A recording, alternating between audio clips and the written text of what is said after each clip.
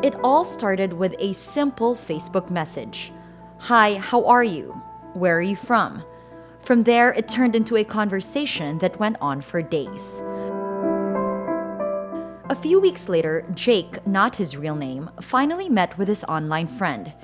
It was only Jake's second time to ever have sex. It was his first and only time he slept with someone he met online. The encounter changed Jake's life forever. I was actually shocked, of course, because I didn't know that I'll be a positive. Because I guess I have an idea who actually contracted with that disease, but I don't want to mention anything because at the end of the day, it's still my fault because I did not avoid it. When they told me that I was positive, I just cried. Then I told them that what's next? I don't know what to do, like after graduation.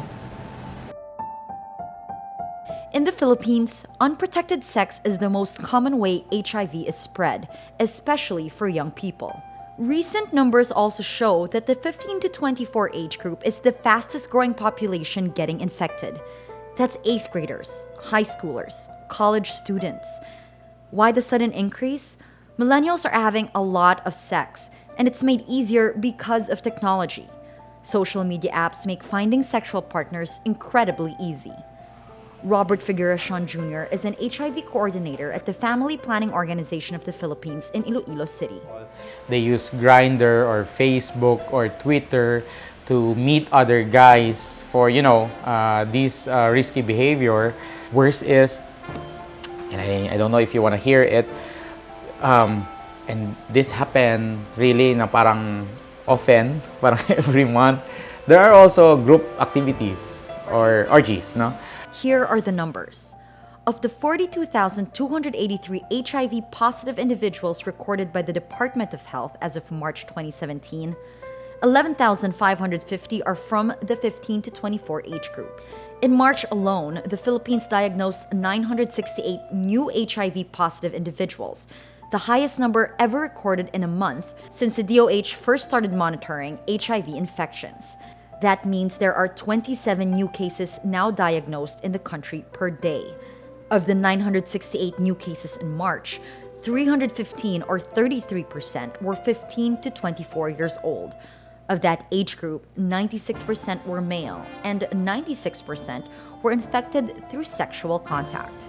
6,196 of those infected engaged in homosexual sex, 1,357 in heterosexual sex, and 3,500 in bisexual sex.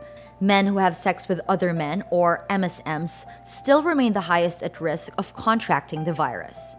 But while sexual activity is made easier, sex education remains lacking. Jake graduated cum laude and is an aspiring seafarer. He was just weeks away from going on board a ship for his first job, until the diagnosis that he is HIV positive. Before his test results 7 months ago, he had not known anything about HIV or about safe sex. Because I really don't have any idea about HIV. Before actually I was found I was a positive HIV. I don't know if condoms actually is available because myself, I don't also have an idea about condoms or how to use condoms before. He believes his former partner, a bisexual, has no idea he carries the virus, accidentally passing it on to him. Another impact of lack of HIV awareness, stigma continues to hound HIV testing. Testing is especially important since trends show the number of 15 to 24-year-olds with HIV could be much higher.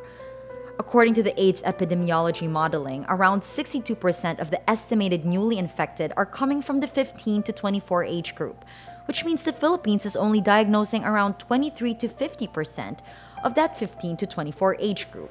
One of the main challenges that we have is breaking the barriers of stigma and discrimination. Because if we still have this one in our community, not only in Iloilo City, Western Visayas, or the whole Philippines, our main goal of knowing your HIV status will not work. As long as there is fear and stigma, we cannot let people know that it's okay to have yourselves tested. So we decided to take an HIV test at the FPOP Center.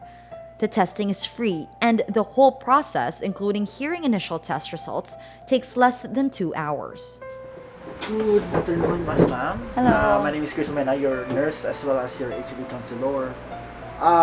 Sir, sorry, hindi pwede yung camera kasi confidential eh. Okay? Okay. Okay, so I was in there for about 20 minutes and there was a counselor who briefed me about what HIV is. There were some personal questions, sexual activity, as well as why I was getting tested. This is actually not the first time, but that I've ever been tested, because I had to be tested before for overseas requirements going abroad. However, this was actually the very first time that I had to go through counseling before testing, and I found it very helpful for them to be able to explain what HIV is and what to expect after the testing. So.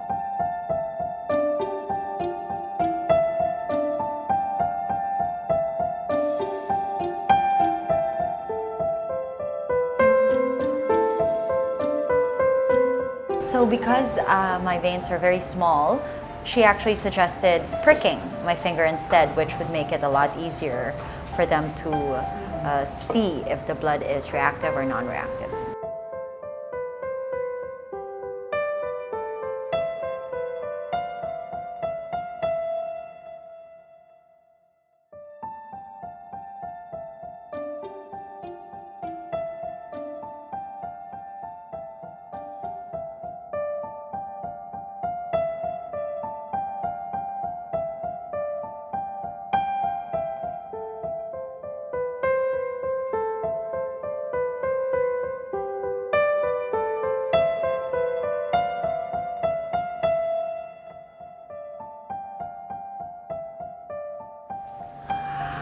You know what? I came in here without any real concern, but when you're actually looking and waiting for the result, it's a little nerve-wracking, but it's helpful to have been counseled earlier.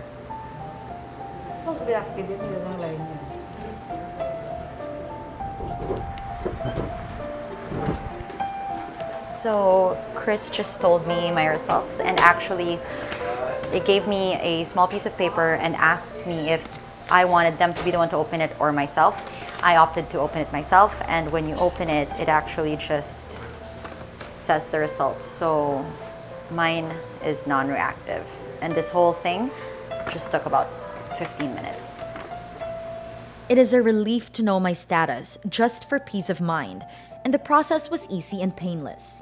So how do advocates get the youth to get tested?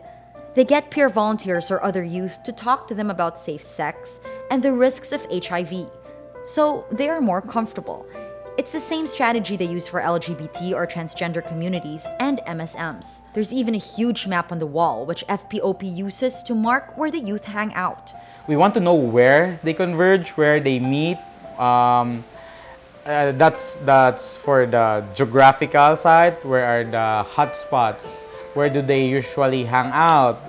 That way, volunteers can go to those places and distribute condoms or start conversations about safe sex or HIV awareness. The organization is also alert when they hear about scheduled orgies. They make sure condoms and lubricants are available for the youth to access. Minsan, pupunta dito, maghihingi ng condoms like na hindi lang isa o tatlong packs, parang isang box o dalawang box talaga. So, oh yeah, go. Walang problema. Hindi naman kailangan parang pag during the orgy, they will lecture and nothing like that. Parang just to make the condoms available in the center table is already a good sign na, oh, ingat pala, no? Just handing the condom, it's already like an advocacy itself na sabihin, okay, ingat, something like that. HIV prevention is a cause the government, NGOs, and schools rally around.